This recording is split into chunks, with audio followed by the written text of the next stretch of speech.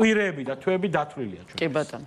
ზურაბ, ძალიან დიდი მადლობა საინტერესო საუბრისთვის. ზურაბ ჭიაბერაშვილი, ევროსაბჭოში საქართველოს ყოფილი ელჩი იყო ჩვენი სტუმარი და როგორც ყოველთვის გისმენდით დიდი ინტერესით. მადლობა მას და ახლა გავაგრძელებთ გადაცემას და კიდევ ერთი ჩართვა ევროპიდან, თუმცა ამჯერად შემოგვიერთება პირდაპირ ეთერში ნიკა მელია, ნაციონალური მოძრაობის ლიდერი, რომელსაც ჰქონდა პირველად ესეთი დიდი გამოსვლა საერთაშორისო ფორუმზე, ევროპის ყველაზე ძველი, დიდი ისტორიის მქონე და ყველაზე დიდი სახალხო პარტიის როტერდამის ყრილობაზე გამოვიდა ნიკა მელია და სხვა შორის ძალიან ეფექტური სიტყვა ჰქონდა.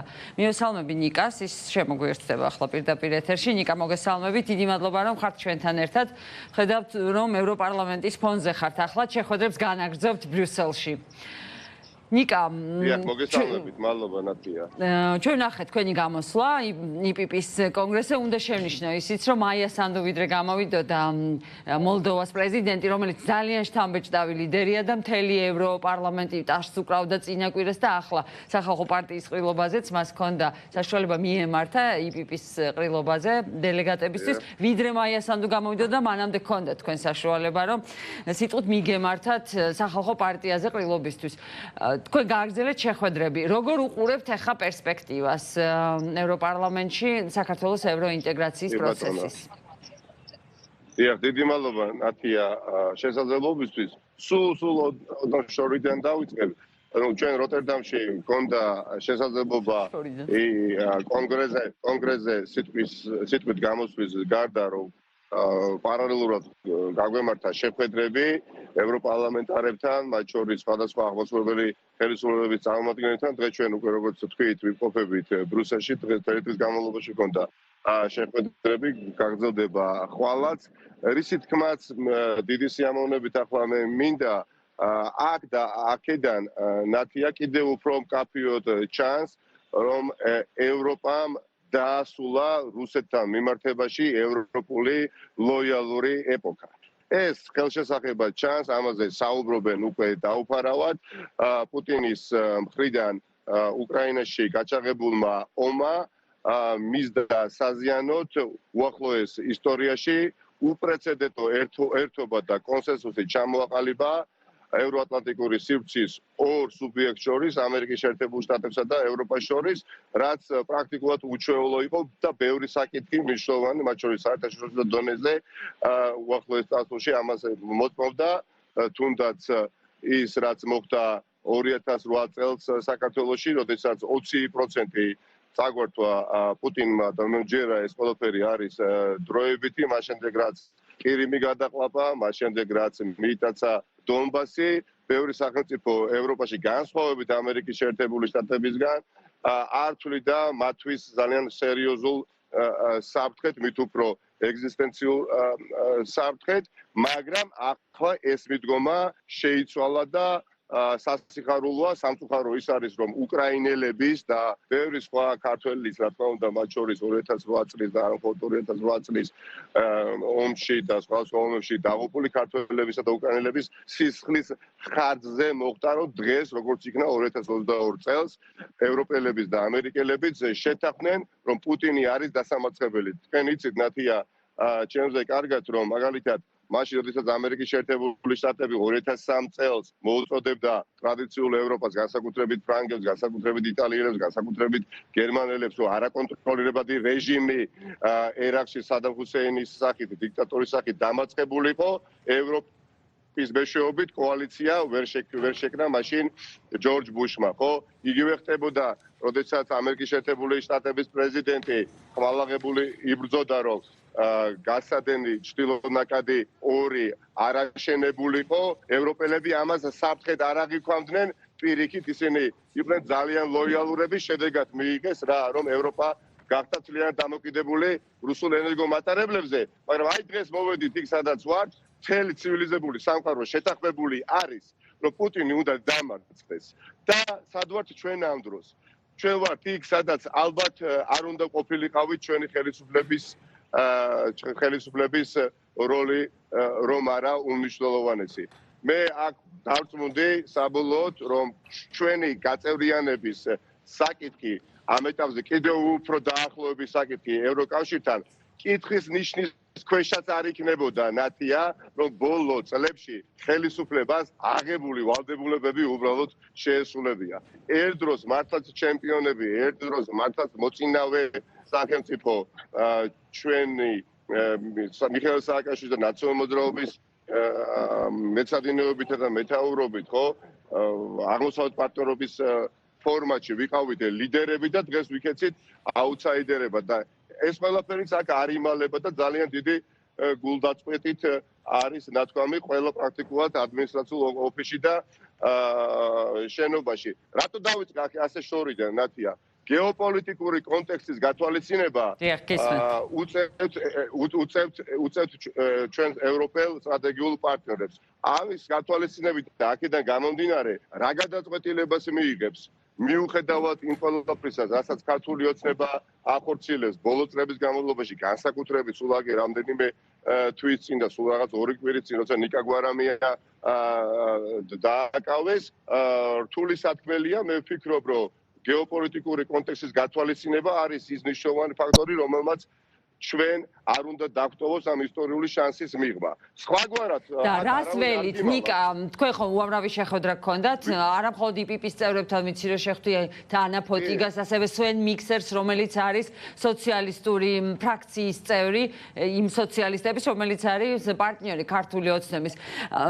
რასაჯუկნებით შეანეყავდა ჩართვაში მანამდე, მან მე თქვა ჯერ ზუსტად რა შეიძლება იყოს შეთავაზება, მაგრამ თქვენ რა შთაბეჭდილება დაგრჩათ, რა შეიძლება მივიღოთ და კიდევ ერთი თემა ნიკა აქვე გკითხავთ ბარემ. როდესაც ლაპარაკია იმაზე რომ ჩვენ უნდა მივიღოთ კანდიდატის სტატუსი ვიცით რას ვაშავებთ, მაგრამ მოდით მიიღეთ პოლიტიკური გადაწყვეტილება და ქართულ ხალხს გაუკეთეთ ეს საჩუქარი. საუბრობთ თორე თქვენ პირობითობაზე რომ ქართულ ოცნებას ეხლა ხელისუფლებაში კი არის, მაგრამ თუ კი მიიღებს კარგ ჩანაწერს საქართველოსთან დაკავშირებით, აუცილებლად მოყვეს ამას პირობები. რა პირობები უნდა შეასრულოს ივანიშვილის ხელისუფლებამ, თორე ის მიიღებს ამას როგორც საჩუქარს და საკუთარ პოლიტიკურ წარმატებად გააფორმებს და მერე გააგრძელებს იგივეს.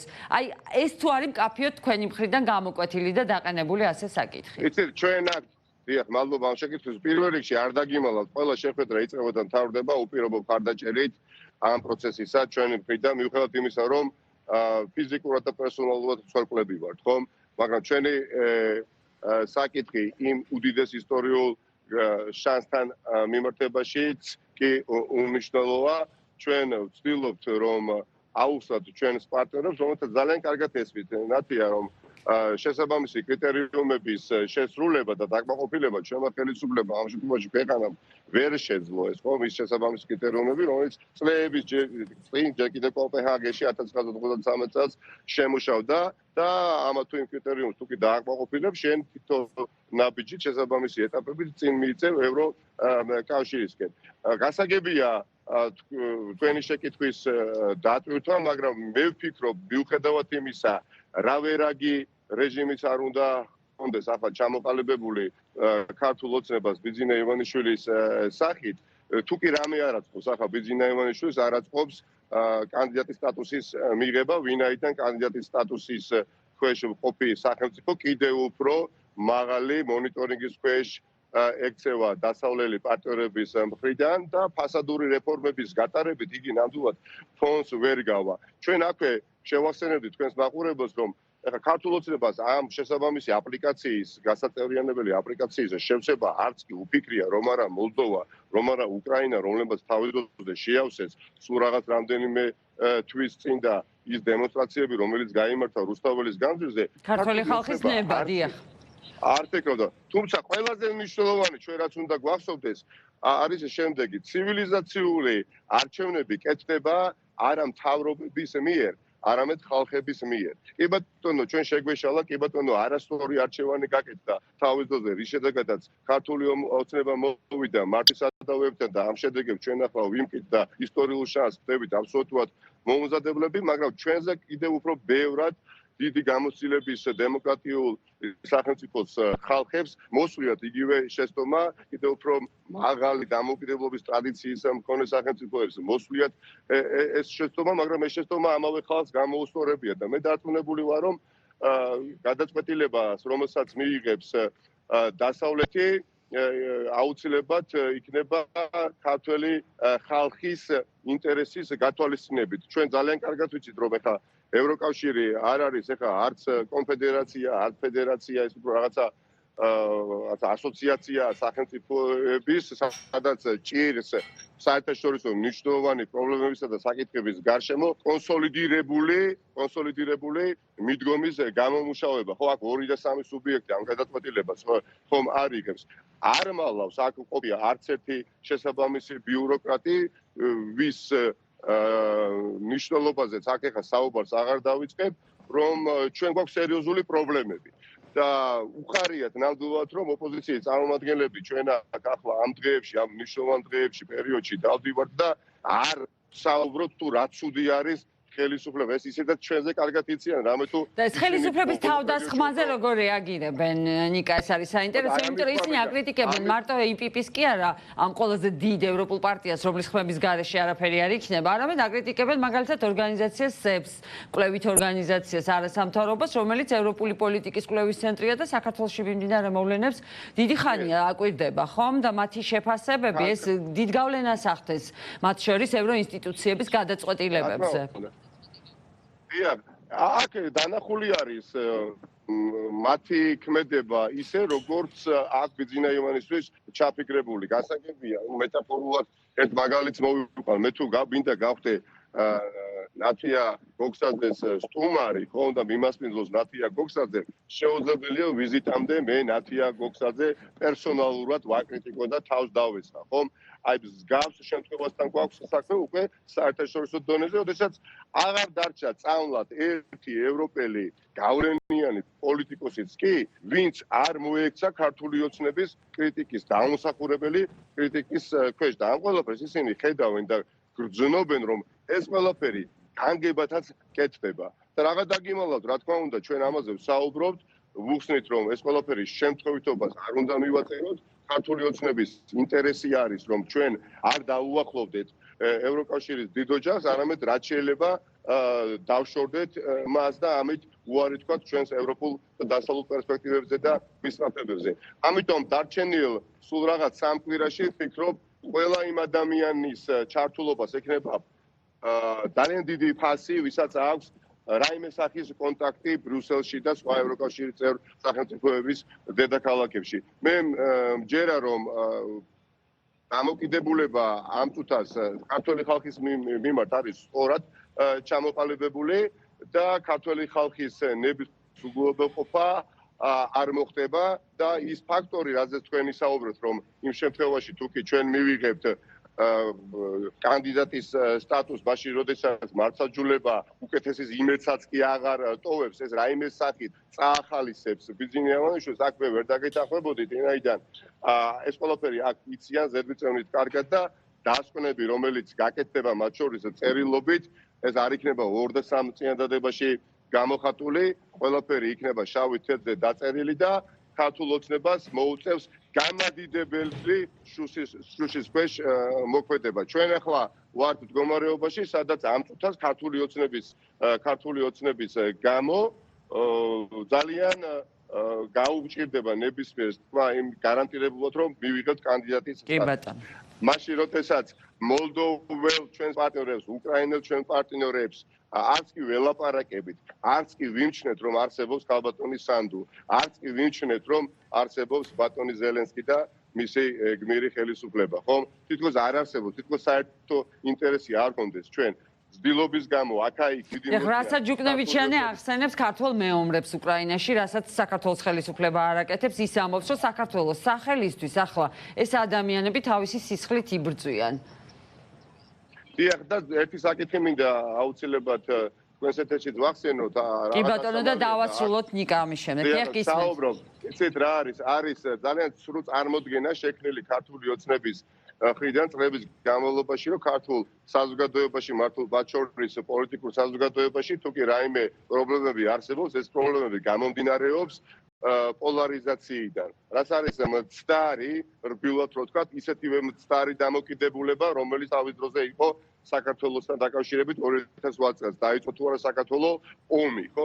და როდესაც ჩვენ ვუხსნით ჩვენს მეგობრებს, რომ ეს ყველაფერი რეალობას არ შეესაბამება და რაში უნდა აწყდეს ქართულ ოპოზიციას პოლარიზება, პირიქით თუ რამე გვაწყობს ქართულ ოპოზიციას და საზოგადოებას, რომელსაც ცვლილებების სურს, გვაწყობს ნორმალური სტაბილური პოლიტიკური ცხოვრება.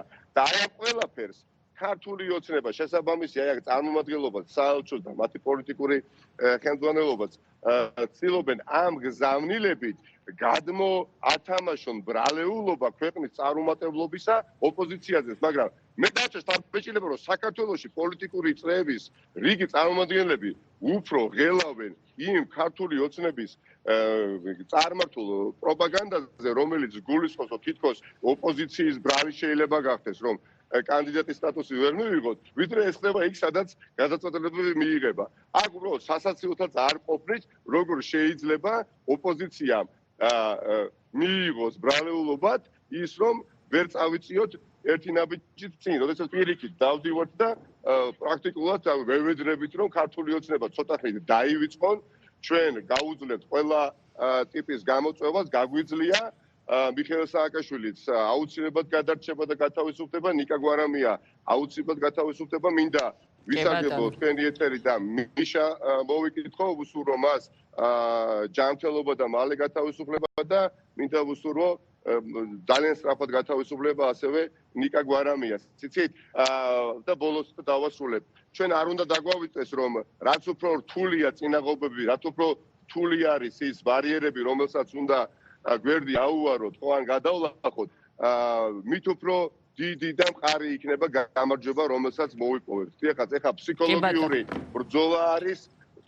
სადაც არ გვაქვს ჩვენ მოდუნების და გამოფითმის შესაძლებლობა. ეს არის ის, რაც ქართულ ოცნებას სურს, რომ დეზორიენტირდეს ოპოზიცია, საზოგადოებრივი ჯგუფები, ერთმანეთს ვაბრალებდეთ, ერთმანეთს ვადანაშაულებდეთ იმაში, თუ რა სულ დღეში ჩაგვაგდო ბიძინა ივანიშვილმა. არც ნიშანი არის მოსაგები არავიზე, ვინც არჩევანი გააკეთა 2012 წელს და დღეს პოზიცია შეიცვალა და დღეს ვიდგას გვერდში როგორც ნამდვილი ქართველი პატრიოტი, ერთობას შეუძლია ბიძინა ივანიშვილი კი არა, ყველაზე სასტიკი დიქტატორის დამარცხებაც კი, რომელიც დამარცხებულა და აგერ მარცხება პუტინის სახითაც და ეს ყოველ დროის საკითხი. დიდი მადლობა ნიკა. ნახოთ წარმატებები ჩვენ და ჩვენს ქვეყანას. დიდი მადლობა, ეს იყო ნიკა მელია, რომელიც ბრიუსელიდან გვერდთვებოდა როტერდამის შემდეგ ის გაემგზავრა ევროპარლამენტში შეხვედრებისთვის. ახლა მთავარ აქცენტებში რეკლამის დროა და რეკლამის შემდეგ უკვე ვისაუბრებთ ამ გადაცემის და თოქ-შოუს წამყვანის ნიკა გვარამიას ბრალზე დასაბუთებული განაჩენი ჩაბარდა დაცვის მხარეს, მას გაეცნენ კვალიფიციური იურისტები და გადაცემის მეორე ნაწილს სწორედ ამ საკითხის განხილვას დაუთმობთ. რეკლამა ძალიან მალე გაივლის, დაგველოდეთ, ჩვენ კვლავ პირდაპირ ეთერში ვიქნებით.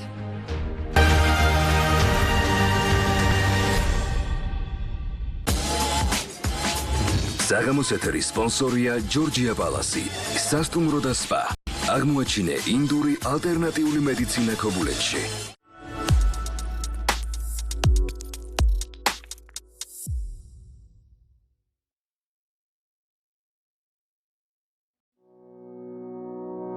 იაფი მედიკამენტების კიდევ უფრო ფართო ასორტიმენტი. ყველა PSP აფთიაქში შეიძინეთ 80-მდე ყველაზე მოთხოვნადი მედიკამენტი თურქეთის აფთიაქების ფასად. პლავიქსი 17 ლარი და 51 თეთრი. კონკორი 6 ლარი და 39 თეთრი. PSP ყოველთვის ყველაზე დაბალი ფასები.